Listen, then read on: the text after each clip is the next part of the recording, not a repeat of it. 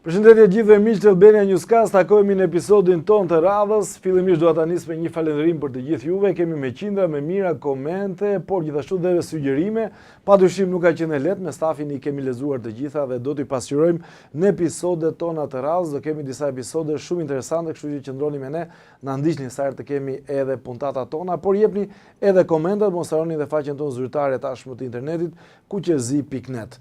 Por sot do flasim për atë që ka qenë një nga ngjarjet më të forta me magnitudë të fortë që ka dhënë për situatën politike dhe jo vetëm, do flasim për protestën. Kam kënaqësinë të kem dy të ftuar që merren me koordinimin dhe janë disa zëra të fortë që her pas here mbajnë edhe qëndrimet te protesta, ka dhe shumë të tjerë, pra për të qetësuar të gjithë, nuk janë vetëm këta, por un kam zgjedhur dy prej tyre që janë dy zëra shumë cilësor. Kam kënaqësinë të kem Cindy Sherin, pedagoge, e cila ka lënë jetën akademike përkohësisht në Suedi dhe ka ardhur ish bashkuar protestës.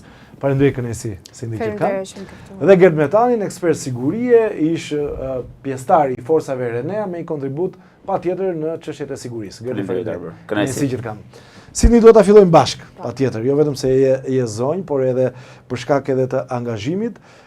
Përse u bashkoj protestës? Pra, le jetën tënde komode, ajo pyetje që të kam përshtypjen ta kam për shumë veta, në Suedi, një jetë gati e programuar që kur ti futesh në sistem dhe erdhe për protestën. Ishte një moment që nuk mund të qëndroja në heshtje dhe mënjan, pa mbështetur gjithë ata shqiptarë që dolën në protest.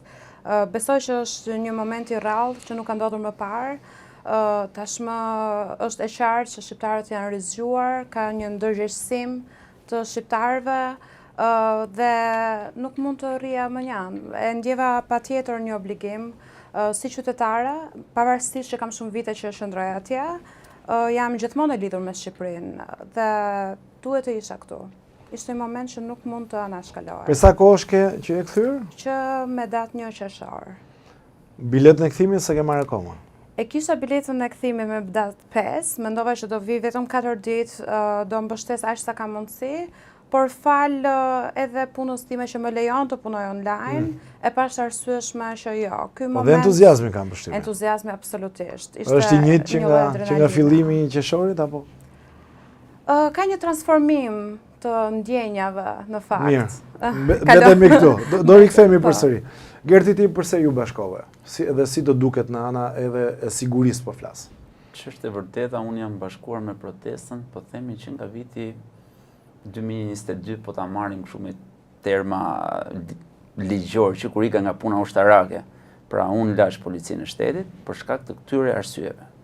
Dhe kalova pastaj në akademizëm, në pjesën universitare, dhe vitin që shkoj, u bashkova sërish në një lëvizje, mendoj, akoma më të fortë, në një fushat elektorale, ku mendova që këto gjëra që ne sot i themi protestë, unë i thash në një fushat 4-5 mujore përpara zgjedhjeve të maj 2025, me po të njëjtën retorik.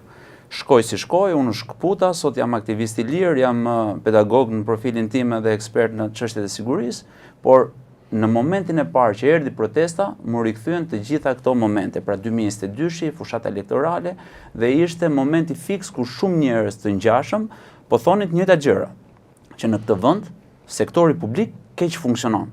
Janë prezent persona që kanë një ignorancë, kanë një dashakeqësi, kanë një nivel korruptiv të i mase galopant dhe nuk duhet të jenë aty ku janë. Dhe fati mirë bëri që përveç neve që jemi aty në bulevard, protestat morën dhënë, po themi me këtë termin shqiptar, në mbar diasporën. Janë gati 203 protesta që janë zhvilluar në 54 qytete dhe është arritje. Për gjithë këto arsye, unë që nga dita parë dhe deri më sot dhe derisa të zgjasit do të jem aty, sepse mendoj që gjërat nuk funksionojnë dhe ka persona me një bagazh kulturor, akademik, formimi që mund ta bëjnë shumë herë më mirë punën se sa që bën ata 140 e kusur pastaj me ministra, me drejtore. Gjerë, si funksionon organizimi i protestës? Pra ka një grup të madh koordinuesish apo jo? Nuk ka drejtues, nuk ka kryetar, sepse flitet që është ky mbrapa, Sorosi është mbrapa, Sorosi një herë ta serrim këtë pikë. Kushdo që mund të ketë interesa kundrejt Ramës mund të quhet se është mbrapa. Pra mund të jetë mbrapa Velia, mund të jetë mbrapa Sorosi, mund të jetë mbrapa Berisha, mund të jetë mbrapa partitë e vogla, mund të jetë mbrapa minatorët, mund të jetë mbrapa aktivistët, mund të jetë mbrapa atyre që ato persona që kanë pasur dëme me shëndetin dhe s'kan gjetur zgjidhje, po mund të jetë mbrapa dhe ato njerëz që kanë mbredhur dyerve të gjykatave dhe sërish janë aty sepse nuk marrin drejtësi dhe përfundojnë pastaj në burokraci totale. Pra kushdo që ka Rama përballë është mbrapa kësaj gjëje. Po për sa i përket njerëzve që kanë qenë që nga dita parë, pa diskutim është një grup më minimalist që kujdeset për fonin, kujdeset për mikrofonin, kujdeset që çdo gjë të jetë aty ku duhet me aq sa munden, sepse duhet thënë që nuk është nga ato mbledhjet apo organizimet që bën PR-i Partisë Socialiste, ku pyetjet bëhen me skenar, regjia vjen nga diku, apo momentet të tjera që ato i bën me regjizuar më të mirë të mundshme. Ajo është një gjë pa regjizur, është vullnetare, është e pa testuar më parë, duhet thënë që është eksperimentale, por ama ka persona që kanë qenë që nga dita parë, ka njerëz që merren me koordinimin sa munden, me nxitjen e kallëzimeve, me nxitjen e dokumentarëve, me përfaqësimin në mediat e huaja, me xhirimin e spoteve, me krijimin e instalacioneve, me krijimin e konferencave që më vonë Sindi do ta thotë një kontribut akademik shumë i vyer. Pra ka persona, siç jemi edhe ne, që çdo ditë mundohemi të bëjmë diçka që ky zjarr i protestës mos të shuhet deri në fitoren kundrejt atij që ne e quajmë neodiktatori që është kryeministri i vendit. Fitore çfarë do thotë Sindi? Pra largimi i Ramës edhe kaq apo çfarë? Cilat janë kërkesat? T'ia sjellim në një opinionin publik. Atëherë kërkesa më direkte dhe qartë nga protesta është që kryeministri të jap dorëheqjen. Madje edhe gjithë qeveria që kanë përfshirje dhe kontribut negativ në këtë sistem ku ne ndodhemi sot, pikërisht edhe Gerti shpjegoi shumë bukur pse ne jemi aty sot është që kemi një emërues të përbashkët. Pra të gjithë ne jemi të huaj, por të njohur me njëri tjetrin dhe familjar me njëri tjetrin sepse kemi vuajtje të përbashkëta. Si ata të diasporës që kanë ikur jashtë për shkak të atyre situatave që këtu nuk na kanë dhënë mundësinë që të japim kontributin dhe vazhdon të jetë ende sot, pra gjithaj kapital që ne kemi si financiar, si burime njerëzore, si kapital i dijes, janë të lënë jashtë Shqipërisë dhe nuk japin dot kontribut këtu, sepse mekanizmat që janë në Shqipëri nuk e ofrojnë këtë potencial për ne.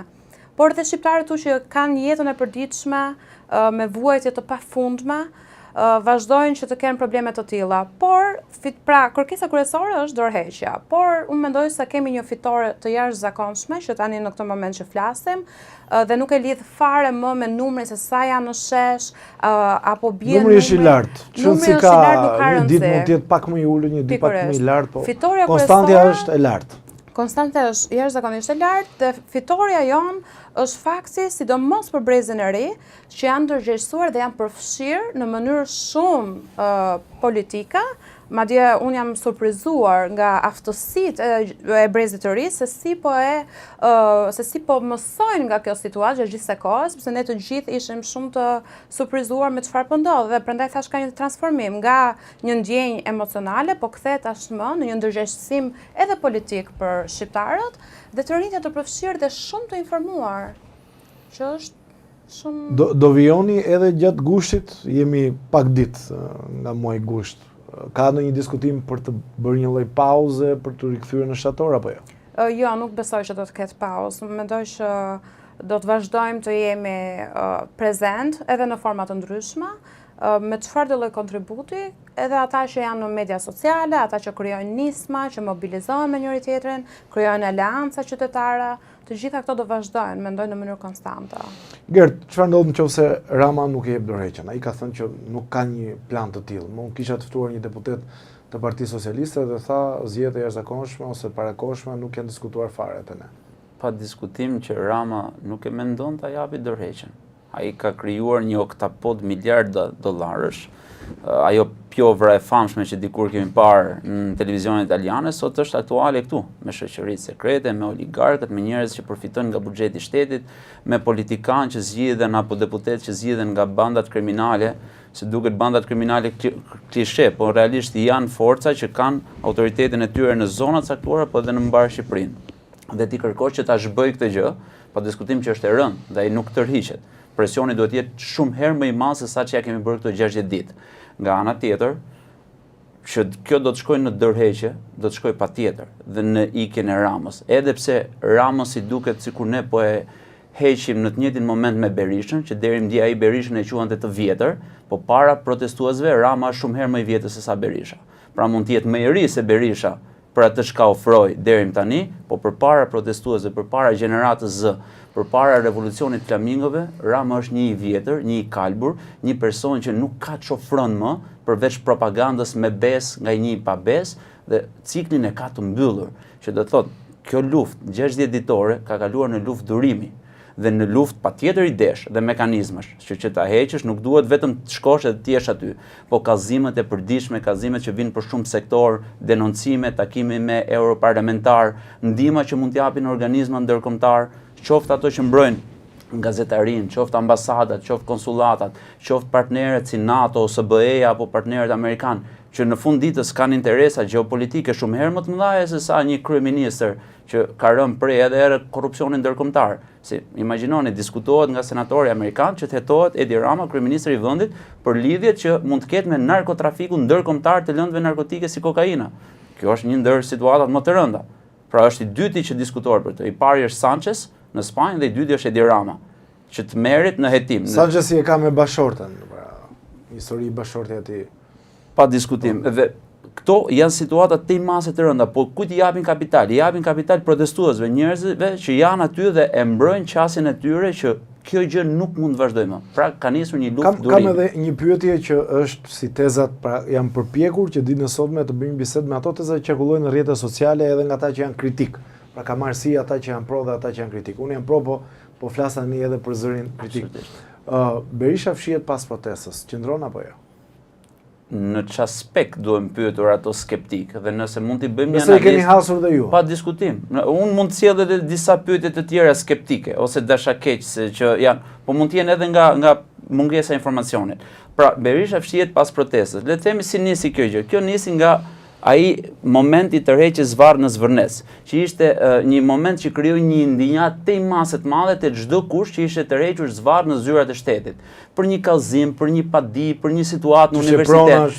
Gjithçka, pra se ne kemi vite, kemi ndërtuar jetën këtu. Unë jam familjar, kam punuar në sektor të ndryshëm, po ju e keni jetuar në dimensionin tuaj, si nga ana tjetër, prej emigrimit, larg familjes, pra secili ka një histori tërheqjeje Zvarr. Dhe në momentin që erdhi ajo gjë atje, shpërtheu. Nga ky moment, gjithçka tjetër ka vazhduar me dy thirrje, Rama në burg, Berisha në burg. Dhe nuk e marrim burgun si sistem penitenciar, se pa diskutim, ne nuk jemi establishmenti Enver Hoxhës dhe kemi ardhur tani këtu të bëjmë drejtësi komuniste. Jo.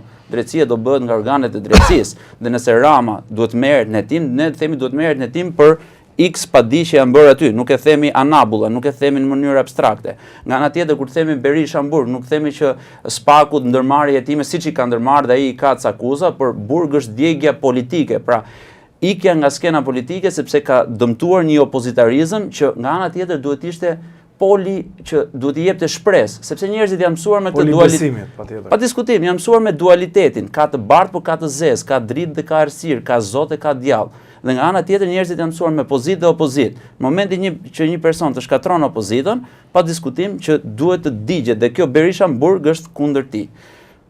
Për këtë arsye nuk është e besueshme dhe nuk qëndron hipoteza që pas këtyre protestave është Berisha. Po mund të jetë Berisha përmes nxitjes së aktivistëve të tij që t'i sjellë aty, përmes ndonjë kallëzimi që gjoja e bën. Po nga ana tjetër ne kemi parë që nëse në Maqedoni Zoran Zaev nxorri përgjimet e gryesit, ndër përgjimet më të rënda për ta goditur, Berisha jo vetëm që nuk e ka goditur me asnjë formë përgjimi apo demaskimi pushtetin që është aty, po mundësisht ka pas edhe hipoteza dhe diskutime dhe dyshime që mund të ketë bashkëpunuar në shumë plane të tjera. Dy javë para nuk kuptoi kush ishte kush. Ishte madje kritik.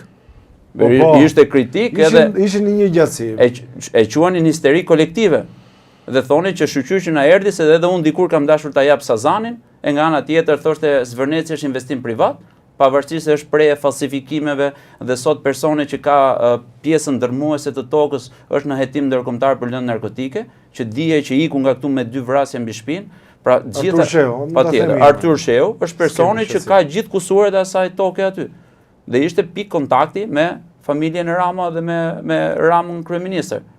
Pra, në momenti që ti ke këtë situatë dhe ti mbron këtë lloj investimi privat, që është në një terr informativ, që s'ka konsultim, atëherë pa diskutim që ti je nga ana e Ramës dhe me drejt protestuesit shpesh herë thon, këto janë bashk, sepse kanë parë plot situata të tjera ku ato janë gjetur bashk.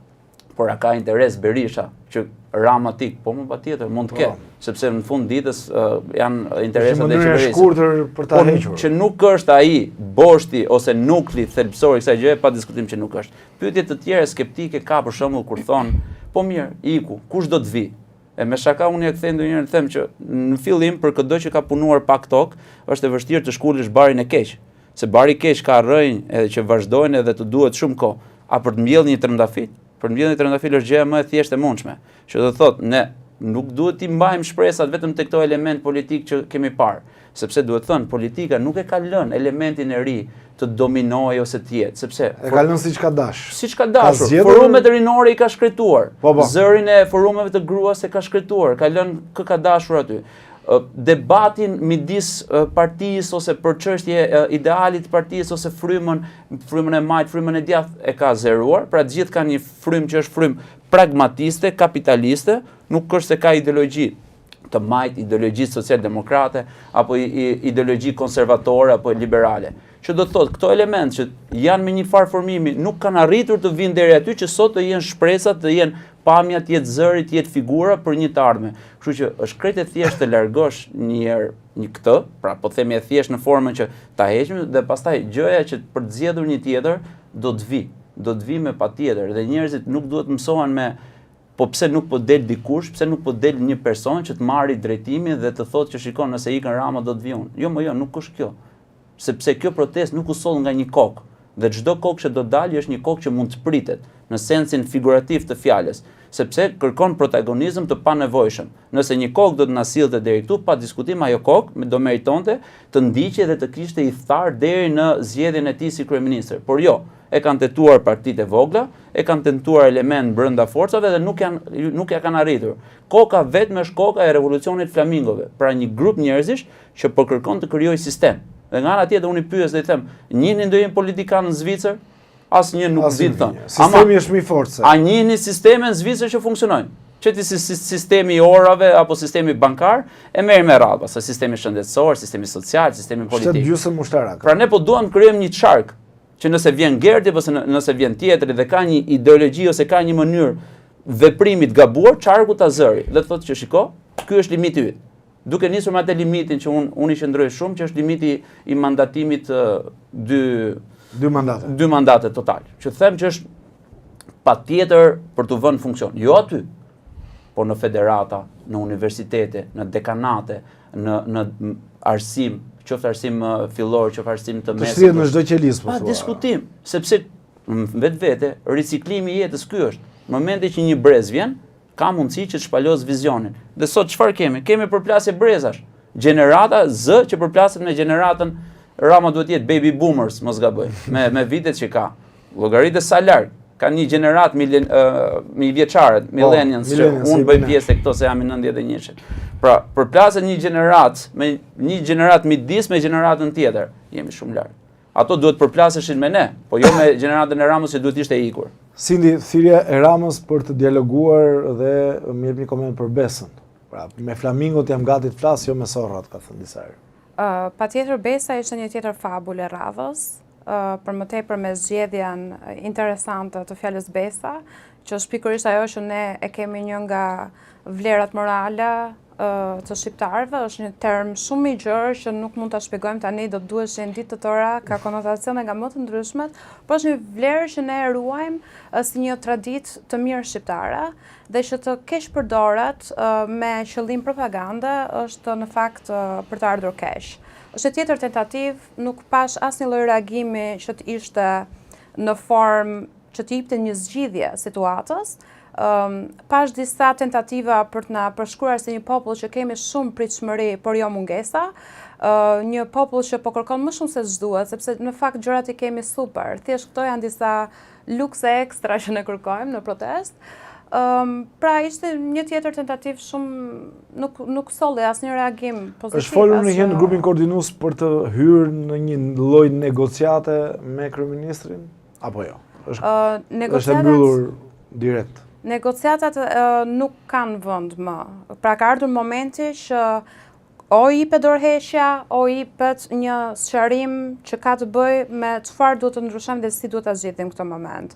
Të vetmet reagime që ne kemi nga qeveria janë shumë reagime të cilat kanë tentuar gjithmonë të zbehin protestën, që nga fillimi janë atakuar persona, individ, që në asnjë vend të botës nuk mund të atakosh një person, një qytetar shqiptar që ka të drejtën e gjithë botës, jo vetëm për të protestuar, por për të denoncuar, për t'u vënë kundra sistemet, sepse jetojmë në demokraci, pavarësisht se këtu është një demokraci fiktive, por reagimet kanë qenë, domethënë, të një sistemi që vazhdon që të uli, të shtypi shqiptarët madje të fusë përçarje midis tyre, që është jashtëzakonisht larg çdo lloj logjike. Pra, përçarjet, sidomos unë e shoh që kanë qenë të krijojnë një konflikt të brendshëm, pasi nuk ka kokë, siç u tha deri tani, kjo është në forca më e madhe që ka kjo protestë, që nuk ka një kokë që të goditat.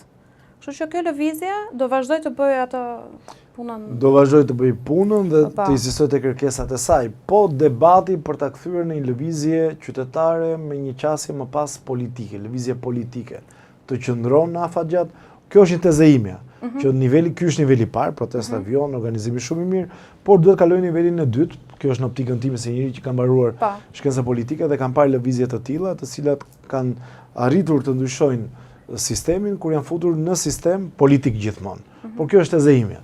Cili është qëndrimi ose ato që ju diskutoni? Unë nuk jam eksperte e shkencave politike, po kam lexuar goxha shumë, sidomos të periudhë, për shumë teori sociologjike, madje më pëlqen teoria që flitet edhe nga Sidney Terrell, që shpjegon shumë për dinamikat e kontestimit. Dhe protesta nuk është thjesht një momentum, është lëvizje e gjerë që nuk duhet parë si një vijë lineare që ndodh fillimi, pastaj ka një zhvillim, pastaj ka një fund. Absolutisht kjo që thuat është e vërtetë, sepse mund të ketë ose demobilizim, ose pastaj të ketë një lloj transformimi. Pra, të shndërrohet ose në diçka politike, ose të shndërrohet në diçka që nuk di të them për këtë pjesë, sepse jam shumë e sigurt që ka shumë persona që kanë një dëshirë ose interesa politike dhe kanë shumë të drejtë që ta bëjnë. Por deri tani nuk mund të them që do të dalë diçka nga protesta dhe do zhvillohet. Dhe mendoj se në fakt shqiptarët e kanë këtë pritshmërinë që ç'do të bëni tani, se u bë ç'u bë kur do kaloj. U bë 60 ditë, u shkon 90, mund shkoj. Por kjo 120. Këto lloj lëvizje kaq të mëdha nuk mund të pritet që të kenë një zgjidhje të menjëhershme. Nëse do të vijë në mënyrë natyrale, siç ka ardhur tani çdo gjë në mënyrë graduale dhe natyrale, që të krijohen nisma, të krijohen disa mobilizime, edhe aleanca qytetarësh, diaspora organizohet në anën e saj, mund të ketë diçka në të ardhmen. Ti do organizosh një konferencë me akademikët apo jo? Po organizojmë një konferencë, nisma quhet Global Albanian Academics Network, dhe do të organizohet një konferencë në tetor me datë 24 dhe 25, ku do të synohet raporti Shqipëria 2026. Pra synojmë të krijojmë një raport mbi demokracinë, institucionet dhe një antarësim të shpejtë të Bashkimit Evropian. Kjo është absolutisht një përgjigje ndaj asaj që po ndodh tani. Mund të mendohet që po në tetor neve duam tani, por gjërat akademike marrin më shumë kohë dhe absolutisht. Tetor është edhe progres raporti i BE-s që publikohet nga Komisioni Evropian. Gert, ti me kë varianti vijon kështu apo shikohet ndoshta një formacion qytetar që konkludohet, pse jo, ta themi hapur në një parti politike në fund ditës? Për të bërë një analizë aspektit të partizimit ose krijimit të një partie që do të përfaqësojë protestën. Unë mendoj që për momentin ajo që është konglomerat, ose më mirë po themi është një konstelacion. Ka shumë ysi aty brenda.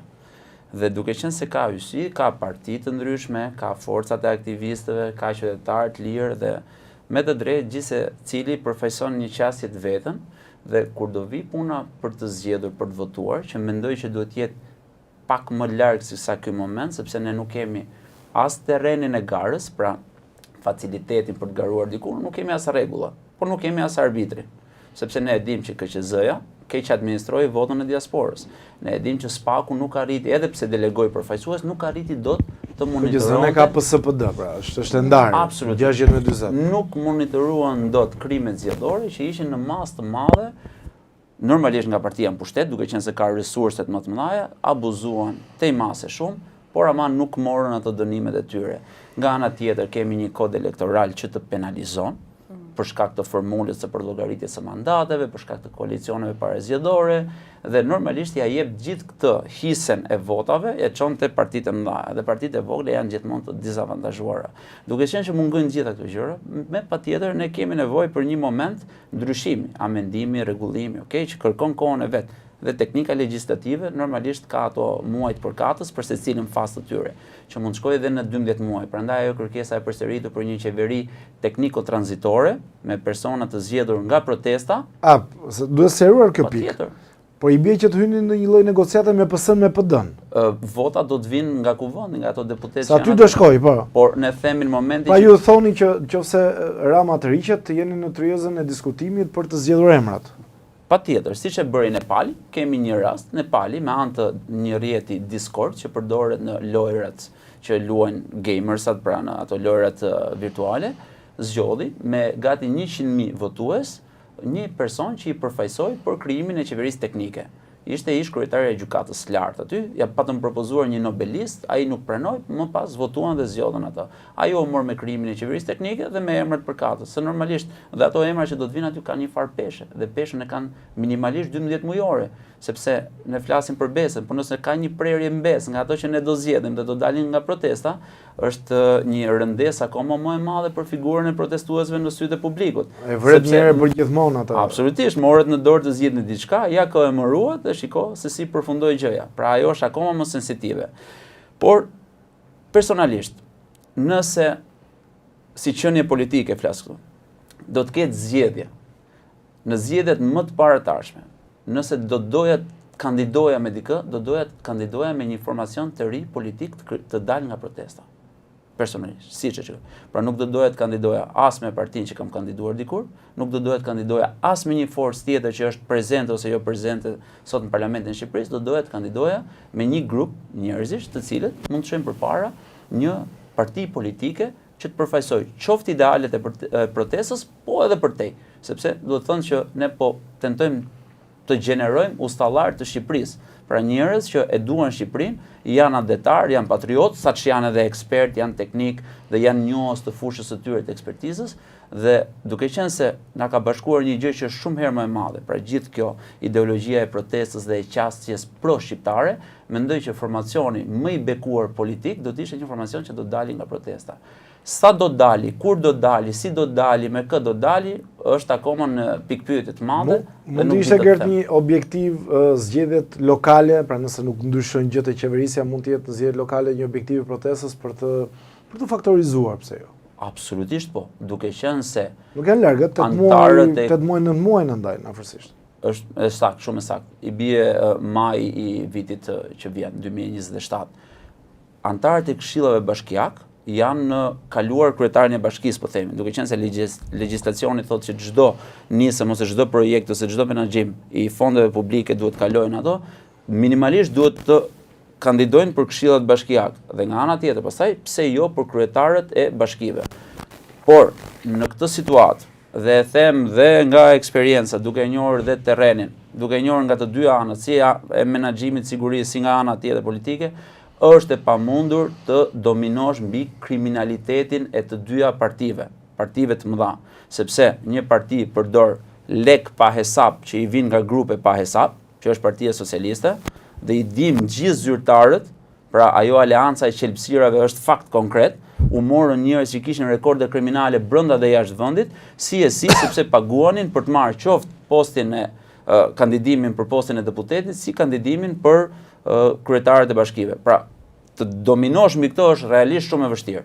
Nuk po them e pamundur për të mos qenë fatalist, okay, por është shumë e vështirë. Dhe nga ana tjetër të dominosh mbi votën e demokratëve që realisht e besojnë, por nga ana tjetër dhe Partia Demokratike në vetvete, në shumë raste përpiqet të bëjë aleanca që nuk janë në dobi të popullit shqiptar, por janë në dobi të qasjes personale dhe të xhepit personal, sepse i kemi parë. Po megjithatë po merrem me këtë të parën që është në pushtet dhe ka pjesën dominuese edhe të 61 bashkive në gjithë Shqipërinë. Që do thotë të kandidosh me të njëjtat rregulla dhe me të njëjtat kushte është vrastare, sepse dhe marrin edhe fonde nga KQZ-ja, absolutisht, të dyja partitë më shumë të larta. Do ishte një argument në xhepin ose në tavolinën atyre që thonë që nëse do kishte humbje nga këto zgjedhje, do ishte një argument që do thonë, shiko, ja ju e kishit mundësinë për të kandiduat dhe kandidatët tuaj dolën keqe më keq. Por duke qenë se ti e di se si është loja, thjesht them që i çon ujë kësaj retorike këtyre njerëzve që në rastin më të mirë janë të brainwashed, kanë ka shumë pyetje, po flasim për të ardhmen, pavarësisht absolutisht kërkesave që janë të qarta. E zbardhura deri tani është çështja që njerëzit janë vetëdijshëm që ka një keq funksionim, ka një menaxhim, zhvillimi sipas Ramës është zhvillim me këtë dua unë, si të dua unë, pse të dua unë, kur të dua unë dhe në çfarë forme të duam. Ky nuk është zhvillimi që bota demokratike kërkon, sepse minimalisht ne jemi ekspert të fushave tona, sa prej nesh kanë marrë pjesë në konsultimet publike. Sa rëndësi kanë konsultimet publike në Shqipëri? Po bëhen konsultime publike për reformën territoriale. Do të përfunduan. Mbaruan. Nuk e dim sa do ulet numri, do shtohet, nuk. Do përfundoj siç e duan qytetarët apo siç e duan partitë e mëdha. Pa diskutim që ka përfunduar siç e duan partitë e mëdha. Madje protesta në fakt e ka dhënë dhe mesazhin politik, që tani kushdo që të vihet në krye të shtetit, është i qartë që populli shqiptar nuk është më i populli shqiptar që ishte i heshtur. Pra çdo kush do të jetë ndërgjegjësuar dhe vet nga ana politike, që okay, kemi të bëjmë me një popull që tashmë është zgjuar, është në dijeni të çfarë vendimesh merren, si shkon çdo lloj hallke e sistemet dhe ata ngrihen. Pra kjo protest ka sjellur dhe një mesazh shumë të fortë politik për të ardhmen, kushdo qoftë. Sindi, kam një pyetje do kaloj padyshim edhe te Gerti që lidhet disi dhe me sigurinë, në mënyrë jo direkt, po të tërthort. Goditja me vezë e deputetëve. S'ken, disa e konsiderojnë shumë të egzageruar, disa e konsiderojnë shkelje, disa deputet patjetër që janë të pakënaqur, disa thonë që po goditen vetëm ata të PS-s, po të PD-s përqafohen. Ideja e vezës, teza e vezës, disa thonë është marrë nga Albin Kurti, flasim pak edhe për këtë element. Nuk besoj që jemi vendi i parë që kryejmë këtë lloj aktesh. Nuk janë akte, mendoj unë, që e gjithë narrativa politike të drejtohet tek veza. Veza është një nga problemet më të vogla që kanë ndodhur në këtë vend. Nëse gjithë kjo vëmendje dhe gjithë narrativa do drejtohej në fakt te problemet që janë në lidhje me protestën, do të ishte shumë herë më efektive se sa të merremi me se sa keq emocionalisht ndihen deputetët kur qellohen me vezë. Unë jam kundër çdo lloji dhune, mendoj që nuk është ajo zgjidhja, por ka shqiptarë dhe ka të rinj që e ndjejnë ta bëjnë atë gjë dhe për sa kohë nuk është ligjërisht, me sa di unë, nuk është ndaluar pikërisht, nuk shoh ndonjë problem që të fokusohet aty. Është një tjetër tentativë për ta ridireksionuar narrativën. Jo, ata ndihen keq. Kjo s'është tentativë, më beso. Ndihen keq. Ka folur me disa prej tyre, ndihen keq që ngjuhen me vezë. Nuk e di. Pra nuk e kanë tentativë këtë radhë. Ndjenjat e tyre janë të rëndësishme në fakt, por jo më shumë se sa ndjenjat e qytetarëve shqiptarë që kanë. Ato mund të ndihen keq, por imagjinoni sa keq ndihet një qytetar kur ka përballë njerëz që kanë votuar ligje që janë në dëm të interesit shqiptar, që votojnë financimin e këngëtarit amerikan, kur nga ana tjetër ti ke punojës policie që dalin me bluzet grisura dhe ti ke sheringa që mungojnë, aparatura që nuk funksionojnë në shëndetësi, kur ti ke gjykata që nuk kanë kontroll dhe futet dikush dhe të vret gjyqtarin, kur ti ke një sport që degradon, ke sportistë që duan dhe kanë pasion, por nuk ke facilitetet së sport, dhe imagjino kur ke fëmijë që vuajnë akoma, familje, fëmijë që vuajnë për atë që ne themi bukën e gojës, pra ushqimin e përditshëm. Dhe sipas Organizatës Kombeve të Bashkuara, ka me mijëra familje që jetojnë nën minimumin jetik, që është $250 në muaj për të ushqyer. Dhe ata që kanë pjesën më të madhe e buxhetit harxojnë për të ushqyer. Përveç asaj sepse çmimet e shportës janë te maset larta. Mos fusim pastaj çmimet e karburantit apo të tjerave që janë të jetës përditshme. Edhe çmimet e vezës veç. Ama, edhe sakrificë blerja e vezës nga protestuesit, është tamam investim. Dikush mund të thotë kush ju financon se blini vezë, po një përgjigje për GDO. Kjo është vetë financim. Pra gjithë secili me ato mjetet e veta bën diçka, bën një pankartë, paguan biletën për të ardhur. Do të vijoj kjo qasje ndaj deputetëve Gert apo? Patjetër që po, dhe ta mbaj vetëm për pak tek veza, unë jam totalisht pro vezës, do gjuaj me vezë, kam gjuajtur me vezë dhe këdo nga ato 140 deputet do ta gjuaj me vezë. Ca më shumë e ca më pak, e lidh me pyetjen tënde. Pse ca goditen më shumë? Se kjo është një kritik që sepse dëmi është proporcional. Këtë na mëson parimin në jetë. Se kush ka bërë dëm dhe kush po bën dëm aktualisht më tepër do të marrë dënim më të madh. Veza është mjet turprimi. Bërja pisë e fytyrës dhe e kostumit. Nuk është për ta dëmtuar. Absolutisht jo, se nuk dëmton. Veza është mjet turprimi që të turprohen për aktet që bëjnë, për retorikën që kanë, për mbrojtjen që i bëjnë liderit, kur lideri e shkel me të dyja këmbët, si popullin, si sovranin, si legjislacionin përkatës. Dhe për t'i turpruar, protestuesit kanë gjetur një simbolik që është shumë e qelluar që të godasin me vezë. Edhe me domate, me çdo gjë që bën pis, pra akti i turprimit. Kaq është, dhe me këtu mbyllet. Kushdo që mund të ndihet keq, le të ndihet keq, ose t'japi dorëheqjen dhe të tiki nga ai post aty, ose nëse se jep dorëheqjen, të paktën të veprojnë në të mirë dhe mos votojnë qorrazi ligje dhe projekt ligje që as nuk i lexojnë, as nuk i kuptojnë, por nga ana tjetër dëmin e bëjnë shumë fish të rënd popullatën shqiptare. Dhe kur të rinjve i mbetet vetëm veza si akt komunikimi, si mundësi e vetme alternativa, sepse nuk ka asnjë derë tjetër kur një qytetar të ankohet, të nxjerrë indinjatën e tij që kanë lidhje me çfarë po bëhet këtu. Veza është mjeti i komunikimit që e çon mesazhin aty ku duhet dhe thuat, "Okej, nëse ti s'bën për mua, nuk do dua." Është një formë përshkallëzimi dhe kur më kanë pyetur dhe jam përgjigjur dhe këtu po e them që unë kundrejt përshkallëzimit me dëme fizike ndaj punojësve të policisë, ndaj çdo deputeti apo ndaj çdo qytetari të Shqipërisë jam kundër. Pra, në ndërgjegjen time, pavarësisht se për ti e di sikletin që ka një policë. Absolutisht. Në ndërgjegjen time nuk dua kurrësi të kem pengun e dëmtimit apo gjymtimit të një punojësi policie, të një punojësi të shërbimit informativ, të një punojësi të kuvendit apo kujdo tjetër, edhe pse protesta ndjes është më se e drejtë që ndron e ka boshtin shumë të fortë, por nga ana tjetër këto kosto, pra përshkallëzimi me kosto fizike, është i palejuar dhe për mua personalisht është kategori kjo. Por me vezë jam vezgjuajtësi i parë kudo ku më shohin. Edhe një pyetje të fundit, pastaj ta mbyllim me një mesazh drejtuar shqiptarëve. E kam hasur, pra po bëj gjithë ato pyetje që kam hasur që janë si kritika, por edhe që lidhen me debate atje. Grupi i mikrofonit kam dëgjuar. Më ka shkuar jashtëzakonisht shumë veta. Kisha herën e fundit Ervin Çulin, kisha gjithashtu dhe Tleva Merkon, e cila merr dhe ajo me pjesën koordinuese. Por kam edhe kur kisha këta dy të ftuar, më shkruanin shumë njerëz në rrjetet sociale. Edhe më thoshin një grupi i mikrofonit është pengesë. Si ishte vërteta, se e has në shumë statuse sociale, një prej tyre është Taulant Muka, për shembull që e kam hasur shpesh. Taulantin, po e nis nga fjala e fundit, e kemi shumë mik, është intelektual, është njëri që ka bërë denoncime të forta, me gjitha për plagjaturët, edhe për rektorë, për dekan që vazhdojnë të mbajnë postet, kur postet i kanë të pamerituara, sepse është një vjedhje dhe është vjedhje e dijes. Dhe me atë vjedhje kanë vënë disa gur themeli që sot mbajnë tituj e grada për cilat duhet japin përgjegjësi, kanë përgjegjësi penale. Nuk ju takon. Absolutisht nuk ju takojnë. Thënë kjo, grupi i mikrofonit për t'i dhënë një sqarim kujdo që është skeptik apo dyshues. Është një grup personash të cilët janë investuar që nga fillimi për t'i dhënë zë e jehon fjalës që është aty. Dhe fal atij mikrofoni kanë dalë në pas shqetësime, familje që kanë nevojë, kanë folur intelektual, kanë folur pedagog, kanë folur diaspora.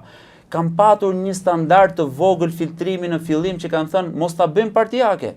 Pra kushdo që është i angazhuar politikisht, ose ka një qasje të një anshme politike, më mirë të mos flas, po t'jetë aty publik, se sa të vi të marrë një protagonizëm që nuk i takon, dhe në këtë mënyrë ta nxi, po themi, frymën e protestës. Ky ka qenë filtri minimal.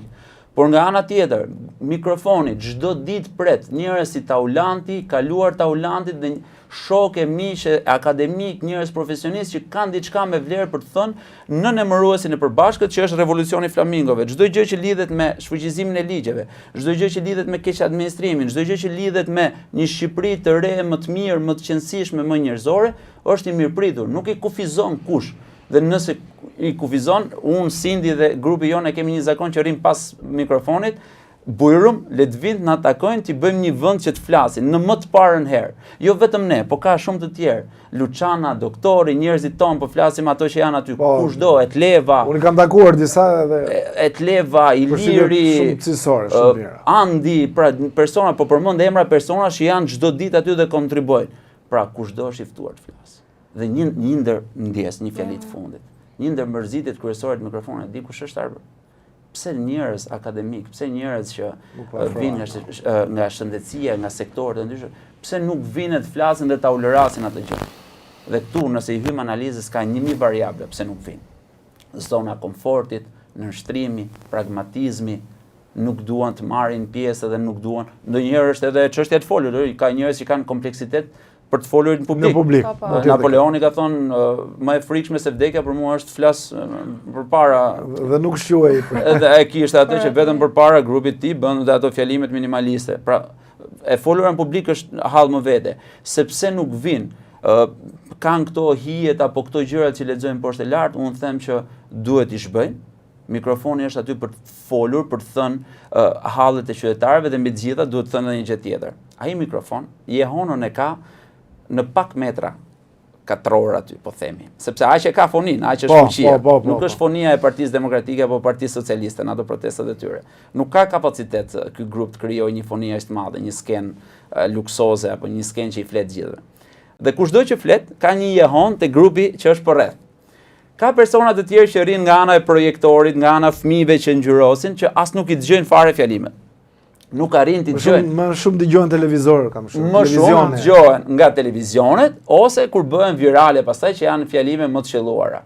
Pra dhe ai mikrofon e ka kufizimin dhe limitimin e vet.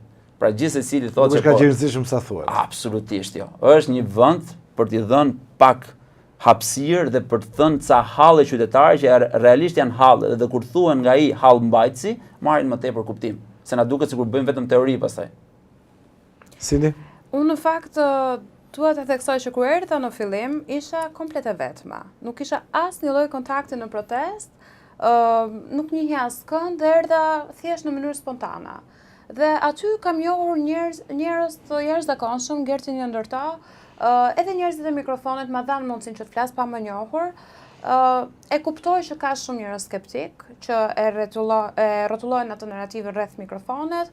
Në fakt, unë mendoj që ata njerëz edhe duhen përgëzuar, sepse janë çdo ditë aty që nga dita e parë që japin dhe investojnë nga koha e tyre, dhe nuk është e thjeshtë të menaxhosh turmat, sidomos në ditët që ishin mbi 200.000 veta që erdhën aty, nuk është e thjeshtë të menaxhosh të gjithë njerëzit që duan të flasin një herësh.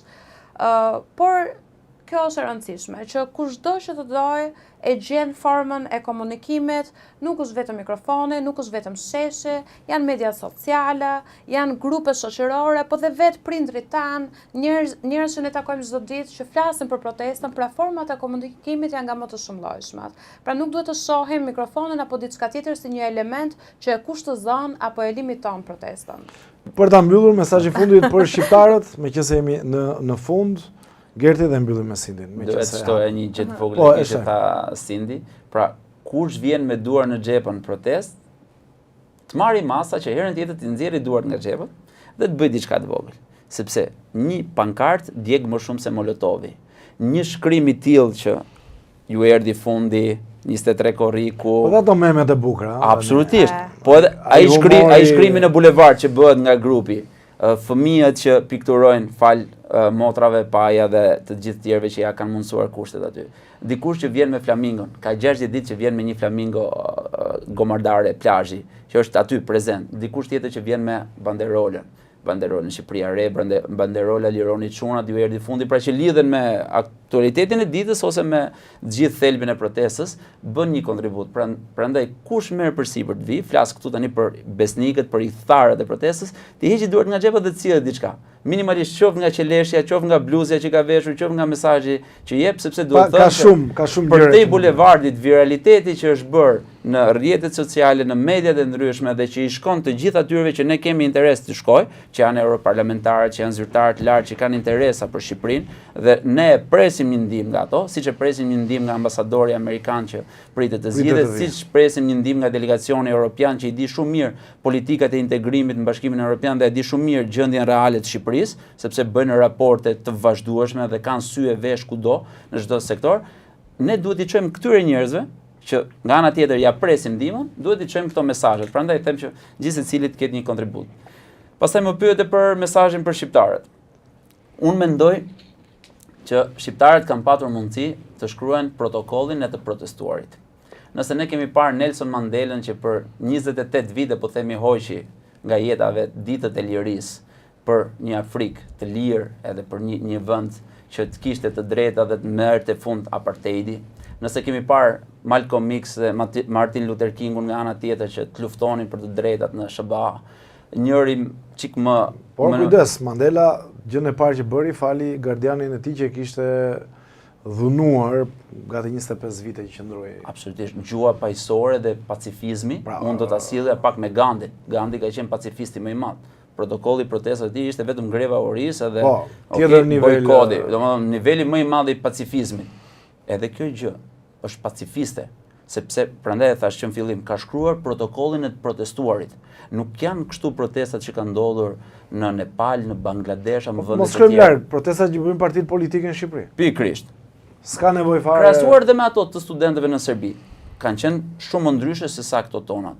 Dhe ky protokoll besoj do të mbetet edhe në literaturën që ti ke studiuar, pra në shkencat politike dhe në gjithë literaturën tjetër që do kenë mundësi studentët të shikojnë se si një protestë mund të çohet përpara.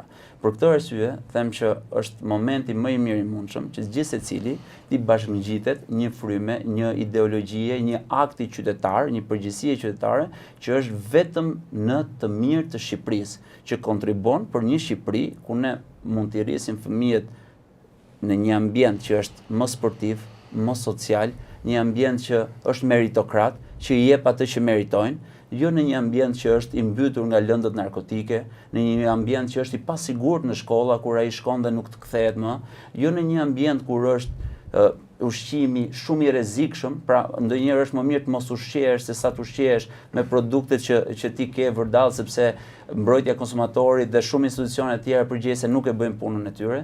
Për këtë arsye, për këtë Shqipëri dhe për gjithë këto benefite që mendoj se mund t'i vinë Shqipërisë dhe do t'i vinë Shqipërisë, ne duhet luftojmë sot dhe veprimi është një akt që gjithë secili duhet bëjë diçka nga vetja. Nëse secili rri në zonën e komfortit, në komoditetin e divanit, rri në ato punën dhe duke menduar për ato humbjet e vogla që do të ketë, ju garantoj atyre që humbja do të jetë më e madhe. Humbja e vendit të parëve të tyre. Sini, për ta mbyllur me një mesazh edhe nga ana jote dua. Mendoj se është shumë e rëndësishme që të lënë pas ato hijet e skepticizmit dhe të frikës, hije që deri tani na kanë përndjekur dhe që na kanë çuar në këtë pikë që jemi sot, që ne duhet të luftojmë për të drejtat minimale, për një jetesë normale. Pra ne nuk po kërkojmë asgjë që të tjerët nuk e kanë. Të drejtën e një demokracie që funksionon normalisht, të drejtën e një shteti të së drejtës, dhe ajo çka është e bukur është se ne jo vetëm që jemi bërë një imazh e bukur për njëri tjetrin për herë të parë, madje gjithë Evropa dhe gjithë bota po e sheh këtë nismë si një mesazh shumë të bukur demokratik. Pra, ne si shqiptarë po japim mesazh dhe po bëhemi model i një shoqërie që nuk do ekonomi përsa ka korrupsion. Nuk duam të jetojmë më me reputacione që deri tani na kanë përndjekur dhe na kanë bërë dashje pa dashje bashkëpunëtor të këtij sistemi. Ne i dalim ballë këtij sistemi dhe unë në të vërtet do dëshiroja shumë që të gjithë të rinjt, siç tha dhe Gerti, të bëhen pjesë e kësaj nisme, ta mbështesin ato si shpirtërisht, emocionalisht, me çfarë lloj kontributi. Nëse ndryshimi nuk ndodh tani, do të vijë një moment që duke qëndruar në anën e gabuar të historisë, do shihen shumë e shumë pasoja që nuk do të kenë më kthim. Mirëm në fund të kësaj bisede. Faleminderit shumë. Kënaqësi që ju kisha. Faleminderit. Ndërkohë erdhëm në fund të Albania Newscast të episodit të sotëm. Bëni komentet tuaja, jepni like, bëni subscribe dhe ne do të ndjekim me vëmendje të gjitha ato dhe padyshim do t'i pasqyrojmë në episodin tonë të radhës. Së përpoqëm që në këtë bisedë ngrinim edhe ato pyetje dhe shqetësime që janë pjesë më të madhe në rrjetet sociale, pra janë ato mendime bio dhe besoj kemi dhënë përgjigje shumë prej tyre. Shihemi në episodin e radhës.